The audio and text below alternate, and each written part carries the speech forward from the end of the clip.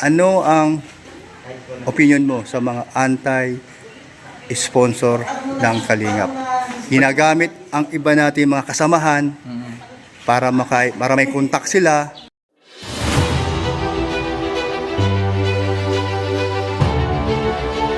Okay guys, isa na muli mapagpalang umaga, tanghali, gabi po sa inyo lahat. Sana po ang lahat ay nasa mabuting kalagayan at ligtas po sa anumang kapahamakan. Saan man po kayo dako ng mundo naroon. Ako po muli ang inyong lingkod, Maestro 21 TV, at sa ating video ngayong araw na ito mga kalingap, tayo muli po ay magbibigay ng ating panibagong kuro-kuro, komento, opinion at reaction po tungkol nga po dito sa naging content po ni Kuya Brooks. Okay?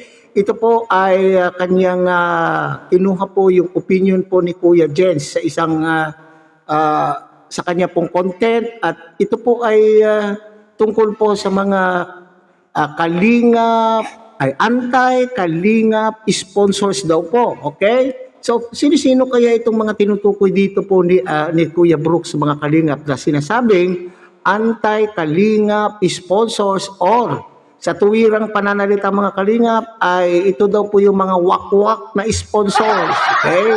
So mayroon pong tinutukoy po dito po si Kuya Brooks, pero ang pinakaano niya po dito mga kalingap, ang gusto po niyang ipunto po rito ay yung paggawa po nila ng rules. Paggawa po nila ng rules tungkol po dito sa mga anti-kalingap sponsors or mga wakwak na sponsors na sinasabi ay sila po ay bumuo ng komite. Okay? Bumuo po sila ng komite kung saan siya po ay kasama po riyan sa komite na yan, at sila daw po yung magbabantay.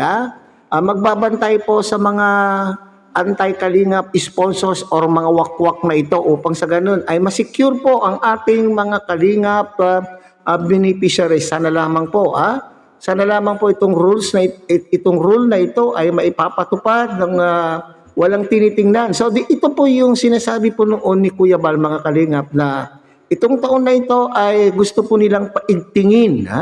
Gusto nilang paigtingin ang mga rules na ginagawa po nila. So sa makatwid, pag sinabing pinaigting yung mga rules na yan, ay kinakailangan sundin. Kasi kapag hindi masunod, ay may nabanggit po dito sa video na ito ni Kuya Brooks mga kalingap, ay tatanggalin. Lalo na po itong mga vloggers na nakikipag-ugnayan, nakikipagsabuatan dito po sa mga anti-kalingap sponsors na ito or mga wakwak na sponsor. Okay? So yan po yung ating pinakapaksa mga kalingap. Pero bago po yan, tunghayan nga muna natin mga kalingap itong nasabing video po ni Kuya Brooks, kung saan po ay kinukuha po niya po yung opinion ni Kuya Jens tungkol po dito. So tunghayan po natin mga kalingap.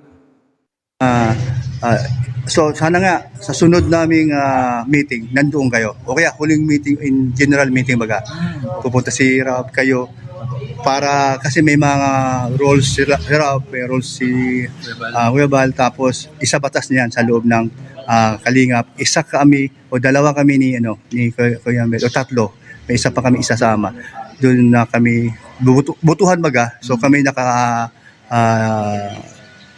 doon sa isang bagay na matawag natin na Sergeant of Arms, baga ganun. So magbabantay tayo, panatili ng ayusan, magpaalala, magpayo. So lahat, isa na sa mga anti-kalingap sponsor. Mga ganun. Para alam mo din. Okay, pwede mo may i-topic yun sa live para malaman nila na may pagbabantay na. Kasi huwag natin maulit yung mga nawakwak nila. Tapos Okay, so sinasabi po dito ni Kuya Brooks mga kalingap ay gumawa po sila ng komite kung saan sila daw po yung tagabantay sa mga anti-kalingap sponsors. Okay, kasama po dyan si Kuya Miel, at may isa pa daw po na surprise daw po na member po nila kung saan sila daw po naatasan. Sila po ang implement na atasan na magbantay, tagapagpaalala sa ating mga vloggers or siguro papapaalalahanan kung yung beneficiary po ay mayroon na pong indikasyon na ito po ay nawawakwak. Okay, so maaring binabalik na naman po itong issue na itong mga kalingap, ha? Bagamat medyo humihimlay na, medyo tumatahimik na tungkol po sa mga wakwak, dahil dito sa content po siguro ni Kuya Brooks sa mga kalingap ay manunumbalik na muli ang usapin tungkol po rito, at siyempre maraming magre-react tungkol po dito sa content na ito, ha? Kasi pag sinabi natin wakwak, okay, pag sinabi natin wakwak, ayon po sa definition po ng kalingap, ayon din po yan kay Kuya Bal, ito yung kumukuha, nangunguha po ng mga beneficiary ng kalingap. Although sila po ay mga sponsors, sila po ay tumutulong sa beneficiary na ito, pero sa bandang huli ay gusto po nila yung sila na po yung mamahala, sila na po yung mamahala, at total sa ayon po sa kanilang isipan ay total sila naman daw po ang nag-i-sponsor sa beneficiary na ito. Bakit hindi pa po nila buong kunin at umalis na po itong beneficiary na ito sa kalingap, at sila na po ang bahala hanggang dulo na tumulong sa beneficiary na po na ito. So yun po yung sinasabi na wakwak. At the same time, pag sinabi na pong wakwak ka na dito sa kalingap, ay ikaw na rin po ay tatawagin na anti-kalingap, hindi po ba? So yun po siguro yung sinasabi po ni Kuya Brooks na anti-kalingap sponsor. Okay? Pagdating ng panahon, iniiwan nila. Kawawa. Kawawa naman, lalo na sa mga bata, lalo yung mga anak, kawawa naman. At sa mga beneficiaries ng kalingap, kay Rab, kawawa naman. So, matanong kita, ano ang opinion mo sa mga anti-sponsor ng kalingap? Ginagamit ang iba natin mga kasamahan para may contact sila at kakausapin yung nanay ng beneficiaries. Okay, so ito po na yung sinasabi na po dito mga kalingap, para bagang meron din po tayong idea tungkol po dito, at itong mga nagdaan pong mga issue tungkol po sa mga kasamahan po natin. Di ba sabi po ni Kuya Brooks, ito daw po yung mga kasamahan pa natin na sila po yung nagiging daan upang sa ganon ay itong mga anti-kalingap sponsors ay makontak po nila. Nagkakaroon po sila ng ugnayan dito po sa mga beneficiary. At sino-sino po itong mga tinutukoy po na ito ni Kuya Brooks? Di ba nga po, mayroon po tayong issue dyan ng mga mismo mga kalingap partners na nandito po sa loob. Wala tayong papangalanan, pero alam na alam po natin mga taga-subaybay, mga viewers po natin kalingap viewers na may mga ganitong pangyayari daw po na kinukontak po nila yung vlogger upang sa ganon ay sila na mismo dumirekta. Alam po naman natin na may rules na ipinapatupad po ng kalingap na kung gusto ng mga viewers or gusto po itong anong tawag po na rito, sponsors. Kung gusto po ng mga sponsors na sila po ay tumulong doon sa mga binablog po ni Kalingap Rab, o kung sino man pong beneficiary na gusto po nila, ay kinakailangan makipag-ugnayan doon sa designated authorized person. Sino-sino yung mga authorized person na yan, maliban lamang po kung mayroon pang idagdag po si Kalingap Rab, pero sa alam po natin ay si Kalingap Rain. Isa po si Kalingap Rain sa mga tao na pwedeng kontakin para tulungan po ang isang Kalingap beneficiary. At the same time, pwede din po itong si Ate Edna Vlog at si Kuya Bal, direkta, o kaya na mismo kay Kalingap Rab. So yun po yung ating yung rule, dati na rule na ipinapatupad na kung itong mga sponsor, tagapanood na ito na may gustong tulungan ay kinakailangan na makipag-ugnayan. Pero ito naman po sinasabi po ni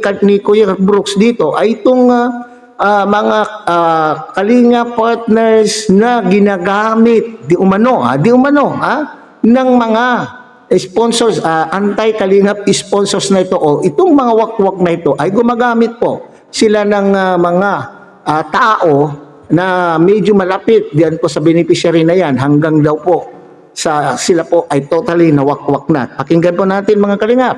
Nangyari na yan. O, nangyari na daw po. Hanggang makuha nila ang nung nanay. Nanay Alam mo na. Nanay daw po nanay. Siguro may naglalaro na rin po sa isipan yung tungkol po dito sa pahayag po na ito ni Kuya Brooks sa mga kalingap alam na parang mayroon na po kayong naiisip tungkol po dito sa pahayag. Sige. Kung anong offer, ano na nangyayari. Nakuha sila, nawakwak na sila, wala na sila sa kalingap. Pero ang isang kamag-anak o sino man yung kadugo, naiwan sa kalingap. So sayang. Nawala. Okay. So, nawakwak daw ang magulang, nawala na, naiwan yung isang kadugo. Naiwan daw yung isang kadugo. Hindi naman po yata sila nawala. Sa inyong palagay, nawala ba sila? Nawakwak nga po sila, pero sabi nga nila, hindi naman daw po sila nagpawakwak. Hanggang ngayon naman po yata, Kuya Brooks, Kuya Brooks, hindi naman po yata sila nawala. Parang nandyan pa rin sila. Ang ano lang natin dito ay yung sinasabi mong anti-kalingap sponsor o yung wakwak na sponsor. Kung patuloy pa rin ba? Okay, sige. Ang respeto, nawala ang kanilang tawagin na natin tawag ito, walang isang salita. Noon ay may sinasabi, hindi na iiwan ang kalingap, dahil dyan nagsimula, utang na loob nila yung nangyari, nagpasalamat sila. Pero nung huli, wala na sila. Talagang may pinagdadaanan yata itong si Kuya Brooks. May hugot itong si Kuya Brooks. Okay, so alam po naman natin na yan po yung kanila pong parating sinasabi na kailanman ay hindi nila iiwan ng kalingap sapagkat dito po nagsimula ang mga biyaya na kanila pong natatanggap o tinatamasa. Okay? At siyempre bilang respeto doon sa tao na tumulong po sa kanila, yun po yung hugot po dito ni Kuya Brooks. Pero bakit sila bakit po sila sulsol? Okay, salita ko po yun pero ewan ko lang kung tama bang gamitin yung salitang sulsol. Bakit sila nagpasulsol doon sa sponsor? Na ibig sabihin na kapag hindi na lang sulsol, pangit po yung salitang sulsol. Bakit nila pinakinggan kung ano po yung gusto ng sponsor? Alam po naman nila na kinakailangan ay dumaan mismo kay Kalingap Rob o kung sino man tao na inassign po ni Kalingap Rob, authorized person na itinalaga po ni Kalingap Rob. Bakit nila pinakinggan?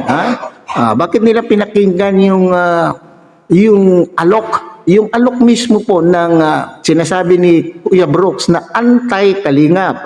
Wakwak na. Ano masasabi mo sa mga ng mga yan? Anti-kalingap po siya. Anti-kalingap sponsor. Yan, sabihin natin. Anti-kalingap sponsor po. So,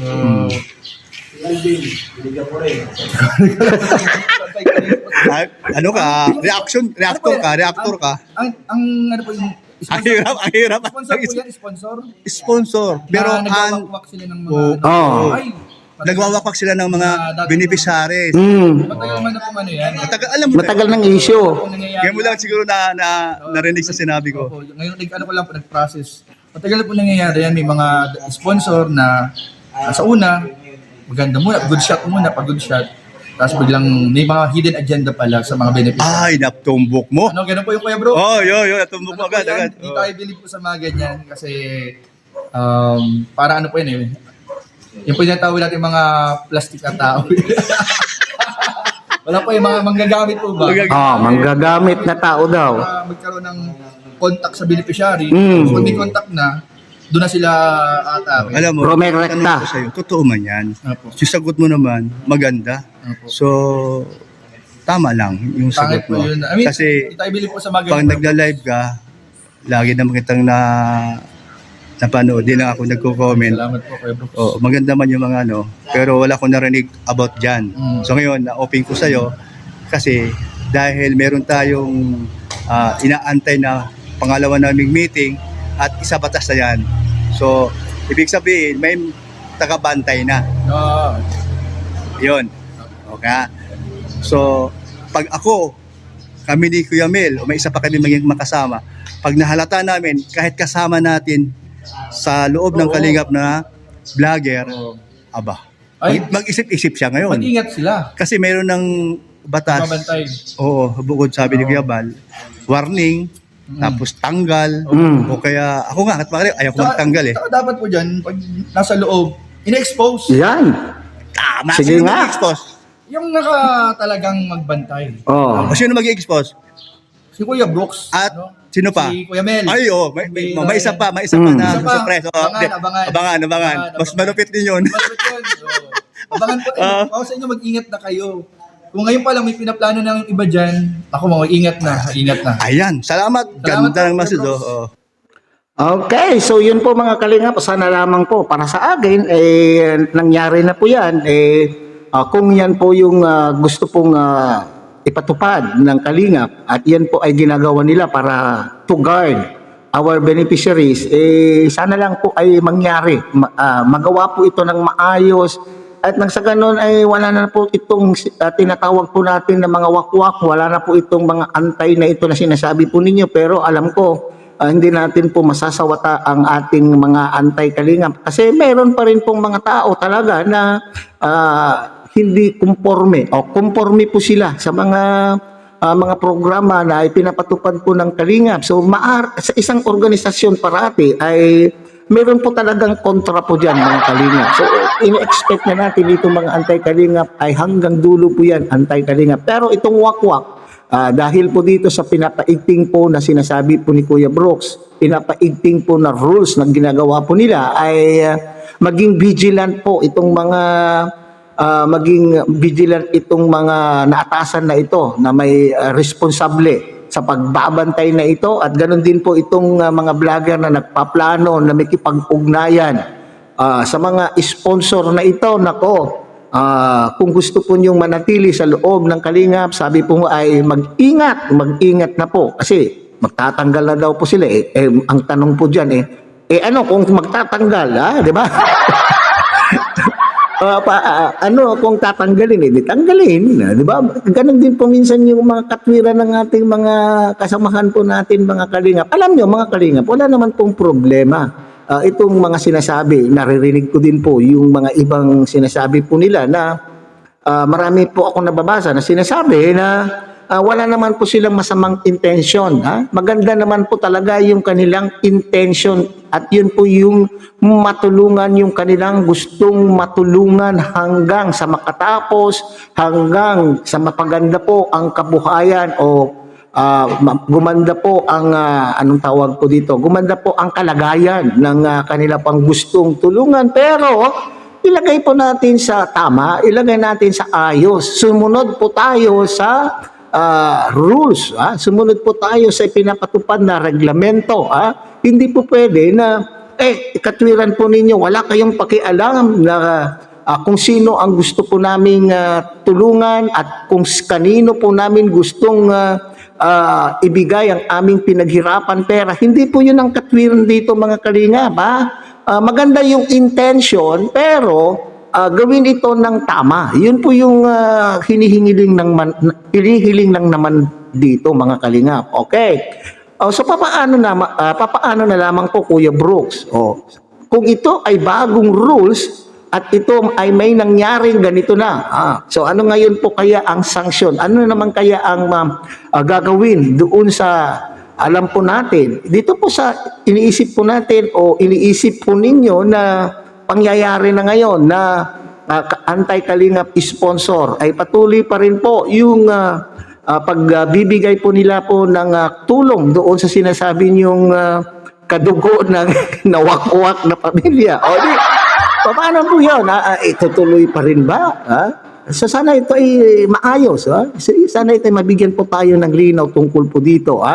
Kung mayroon ba silang gustong mangyari, sapagkat sa ating pagkakaalam ay tuloy-tuloy pa rin po sila sa kanila pong proyekto at sa kanila pong pinapatupad na pagtulong dito po sa Kalingap beneficiary na naiwan, nasabi po ni Kuya Brooks ay naiwan dito sa Kalingap.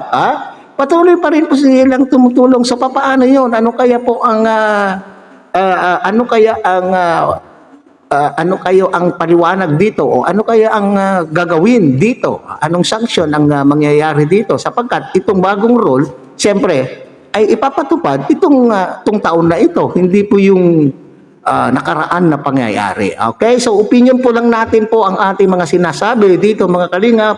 Base po dito po sa pahayag din po ni Kuya Brooks at sa panayam po ni Kuya Brooks po kay Kuya Jens. At si Kuya Jens lang naman po dito, mga Kalingap, ay nagbigay lamang po ng kanila pong opinion tungkol po sa tanong na ibinigay po ni Kuya Brooks. Okay? So hanggang dito na lamang po tayo, mga Kalingap. Ulit, ang kilikin po natin Kuya Bal Santos Matubang, Ate Edna Vlog, Kalingap Rob.